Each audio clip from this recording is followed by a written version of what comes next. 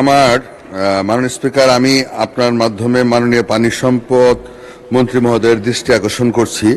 আজকের উত্থাপনীয় বিষয় হচ্ছে ঝিনাইগাতী উপজেলার মহারশী নদীর দুই ধারে বাঁধ নির্মাণ প্রসঙ্গে। মাননীয় স্পিকার, মহারশী নদী ঝিনাইগাতীবাসীর দীর্ঘদিনের সমস্যা। যখন ওই বন্যা ও পাহাড়িয়া ঢল আসে তখন এই নদী আগ্রাসী হয়ে ওঠে। নদীর এই দুই পারের ফসলি জমি, ঘরবাড়ি, অফিস আদালত, রাস্তাঘাট, এমনকি ঝিনাইগাতী বাজার পানির নিচে তলিয়ে যায়। সাধারণ মানুষের জীবন জীবিকা দুর্বিষহ হয়ে পড়ে।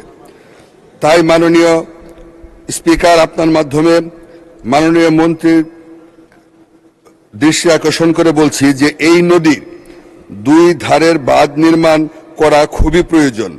যেহেতু বন্যা সন্নিকটে, আপাতত যে জায়গাগুলি বাঁধ ভেঙে গেছে সেই জায়গাগুলি জরুরি ভিত্তিতে বন্যার পূর্বে বাঁধ নির্মাণের প্রয়োজনীয় ব্যবস্থা গ্রহণ করার জন্য আপনার মাধ্যমে আমি আজকের এই বিষয়টি উত্থাপন করলাম।